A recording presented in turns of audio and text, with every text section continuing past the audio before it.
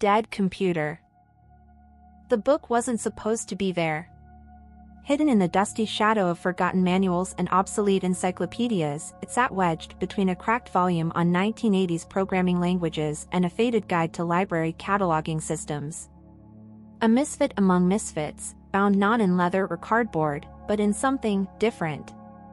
Its cover had an organic texture, too smooth to be leather, too coarse to be synthetic. A dull, reddish hue clung to its surface like dried blood trying to forget its origin. I found it by accident, or maybe it found me. That's how these things usually start, right? I was at the Southwick Public Library, a brick relic of a building tucked into a sleepy Massachusetts town, killing time between job interviews. My laptop had died, which felt like cosmic irony considering I was there to apply for an IT role. With nothing else to distract me, I wandered the stacks, fingers trailing over book spines until they caught on that strange, fleshy cover. No title on the front, no author, just the faint imprint of something like veins running beneath the surface. Curiosity won. It always does. The pages inside were brittle, stained with dark splotches like old ink or something worse. The text was handwritten in meticulous, cramped script, a language I didn't recognize. Yet, as I flipped through, the letters seemed to rearrange themselves, shifting subtly until they made sense. Words blossomed into meaning, and against my better judgment, I read. The first paragraph wasn't even that remarkable. Some cryptic nonsense about souls being networks, consciousness like data, fragmented and stored in places we can't see. But then it hit me, a sharp, icy prick at the base of my skull, as if a needle had slipped beneath my skin. I snapped the book shut, heart racing, palms slick with sweat. The library seemed different. Dimmer. Colder. My reflection in the nearby window flickered, a split-second lag between my movements and the shadow copying them. But that wasn't the worst part. That night, back in my apartment, I dreamed of them, faces stretched unnaturally long, mouths agape as if mid-scream but silent. Their eyes were bottomless, black voids that pulled at me, drawing me deeper into the darkness until I woke, gasping, tangled in sweat-soaked sheets. I told myself it was just stress. Lack of sleep. Maybe food poisoning from the gas station sushi I'd gambled on earlier. Still, I couldn't shake the urge to return to the book. The second time, I read more. Each word felt like it was being etched into my mind with a burning wire. The visions grew worse, glimpses of places I'd never been, a decaying house with walls that bled, a forest where the trees whispered my name, a shadow standing just beyond the edge of my sight, always watching. And then came the realization. The people in the visions weren't strangers. They were becoming familiar, faces I'd seen before. The barista at the coffee shop near my apartment. The old man who lived down the hall, always muttering to himself. Even my reflection felt alien, like someone, or something, was wearing my face. I tried to stop. I really did. But the pull was stronger than fear. Every time I closed the book, it felt like part of me was left behind in its pages, hollowed out and waiting to be filled again. The text had changed. Now, it was telling my story. Word for word. Even the thoughts I'd never spoken aloud. I knew I should have burned it, thrown it into the river, anything. But books aren't that easy to kill. Especially not ones like this. The more I tried to escape, the deeper I sank, like quicksand made of ink and memory. Then I reached the last page. It was blank, except for one sentence, scrawled in fresh, wet ink, "Keep reading." And I did. The words bled onto the page as if the book itself was alive, veins pulsing beneath its surface. My fingers trembled, but I kept reading because I couldn't stop. It wasn't compulsion exactly, more like inevitability, as if this had always been the plan, stitched into the fabric of my choices long before I found the damn thing wedged between dusty shelves. The book began to write itself. That's not a metaphor. Lines of text unfurled like tendrils, curling onto the blank page, describing in horrifying detail the room I sat in, the way the dim light flickered from the single bulb above my desk, the beads of sweat collecting at my temple, the tremor in my left hand. It knew everything. It wasn't recounting, it was observing. The shadows grew thicker around me, heavy like wet wool, pressing into the edges of my vision. The air smelled of rust and decay, though the window was cracked, letting in the crisp bite of autumn. But the outside world felt distant, irrelevant, like a photograph slowly fading in the sun. My laptop flickered to life on its own. Dead just hours ago, its screen now glowed faintly, casting a sickly blue hue across the cluttered desk. No login screen. Just a single document open, a mirror image of the page I was reading in the book. But the text wasn't stopping. It kept flowing, letters punching themselves onto the screen with mechanical precision. My hands hovered above the keyboard, useless, because I wasn't typing. The words came faster, syncing perfectly with the lines appearing on the page before me. I slammed the book shut. The screen went black. Silence. But it didn't last. My reflection in the dark monitor didn't move with me. I stared, breath shallow, as it tilted its head slightly to the left, something I hadn't done. Its eyes were wrong, too deep, too dark, as if they weren't reflecting light but swallowing it. I stumbled back, chair clattering to the floor, heart slamming against my ribs like a caged thing desperate for escape. But the reflection stayed. It watched. I grabbed the book, intending to hurl it across the room, maybe out the window. But the moment my fingers touched that grotesque cover, the room shifted. The walls stretched impossibly high, the ceiling melting into darkness. The floor beneath me felt soft, almost like skin, with faint pulses beneath my feet, rhythmic and steady, a heartbeat. My heartbeat. No. Not mine. The book grew warm in my hands, pulsing in time with the thudding beneath me. My name appeared on the cover, etched in that same wet ink, glistening as if freshly written. Panic surged, but my body wouldn't respond. I was rooted in place, a marionette with strings tangled around invisible fingers. Then, voices. Whispers at first, skittering like insects just beyond the edge of understanding.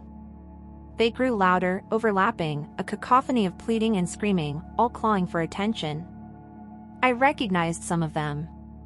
The barista. The old man from my building. My own voice, distorted and fragmented, woven into the chorus of the damned. I understood then. The book didn't contain stories. It contained souls. Pieces of consciousness trapped in ink and parchment, each reader adding to its collection, each story a new chapter carved from someone's existence. The people in my visions weren't hallucinations. They were echoes, remnants of those who'd read before me, now part of the book, forever etched into its cursed pages. I had to destroy it. With every ounce of will left, I dragged myself to the kitchen, the book burning hot against my chest as I clutched it tight. I fumbled for matches, my hands slick with sweat. The whispers grew frantic, desperate, screaming in languages I didn't understand, begging, threatening. The first match sputtered out, too shaky to catch. The second flared to life. I held it to the book's edge. Nothing. The flame licked the cover, but it didn't burn. The pages remained pristine, unmarked, as if mocking me. I screamed, slamming the book onto the counter, grabbing a knife, slicing into the cover, but the blade skidded off as if striking metal. No, not metal. Bone. And then the book opened on its own. The pages flipped rapidly, faster than any hand could manage, until it settled on a new section. Fresh, blank pages, waiting. The first line appeared, written in that same dark ink. He tried to destroy the book. I stumbled back, hard hammering, the knife slipping from my grasp, clattering to the floor. The laptop screen flickered again, the same line appearing there, too, repeating over and over like a mantra. I unplugged it, ripped out the battery. It didn't matter. The screen stayed on. My reflection smiled. Not me. It. The thing in the screen. It spoke without sound, its mouth moving in perfect synchronization with the words now appearing in the book. You are the next chapter. And then everything went dark. I woke up with a start, gasping for air as if I had been holding my breath for days. My body was drenched in sweat, muscles tense and aching as if I had been running a marathon. My head pounded, and my throat felt raw, like I had been screaming, though I couldn't remember a sound escaping me. For a long moment, I thought it had been a nightmare. A horrible, twisted dream. But then I saw it. The book. It sat on my desk, still open, its cover warped and scorched at the edges. The pages were turning slowly, as if in a breeze, but there was no wind. And there was no escaping it. I could feel the pull, the dark energy that came with every page I had already read, every word that had already taken root in my mind. The whispers started again. Faint at first, like a soft hum in the back of my skull. But they grew louder, more distinct, until they felt like they were inside my head, crawling beneath my skin. I could almost hear the names of the souls trapped within the book, their stories, their deaths, all of it mingling together in a sickening chorus. Please, don't read anymore. That was one of them. A voice I recognized now. The barista. I had heard her every morning, the way she asked me how my day was going, the way she smiled, always so kind. But now, there was nothing kind in her voice. Only fear. And desperation. But I couldn't stop myself. My hands, still trembling, reached for the book, pulling it closer. My heart was pounding in my chest, but I didn't care. I had to finish it. I had to know what happened next. There was no turning back now. It was as if the words themselves were written into my fate. I read. The room around me seemed to warp again, the edges of my vision stretching and pulling. The air was thick with a suffocating weight, and I could feel it, feel the book sinking deeper into my consciousness. The walls seemed to move in time with the pulsing, that rhythm I had felt before. It was no longer just the book. The room itself was alive, feeding off my fear, feeding off my compulsion. The text on the page shifted. It was no longer the words I had been reading before. Now, the book was telling a new story, my story. It began to describe things I hadn't even noticed, how the veins in my hands were beginning to darken, how my nails were starting to crack and split like dried wood. How my eyes were sinking deeper into my skull.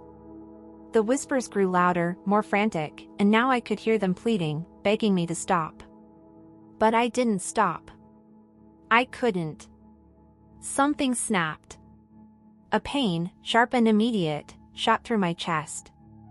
I gasped, clutching at my heart, but the pain didn't fade. It felt like the book had reached inside me, its words twisting into my very flesh, its ink burning through my skin, through my soul. My vision blurred, but through the haze, I saw it, my reflection in the window across the room, staring back at me. But it wasn't me.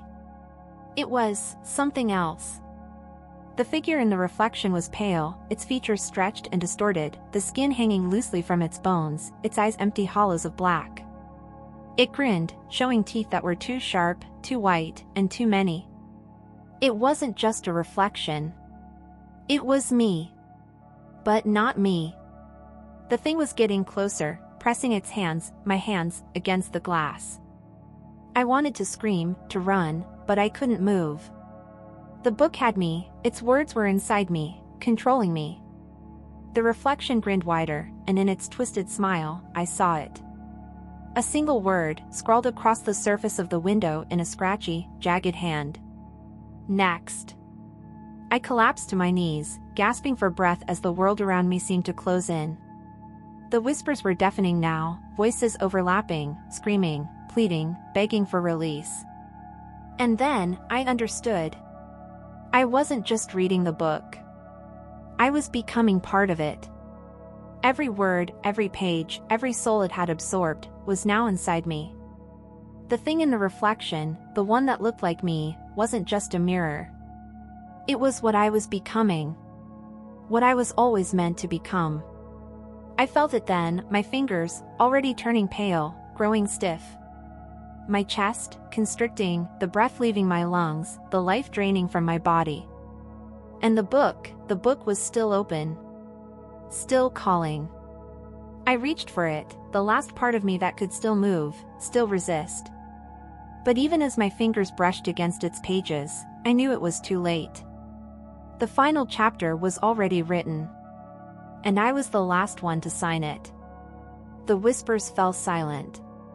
The last breath I had ever taken was replaced by the sound of the turning page. The room was still. Empty. And the book was closed.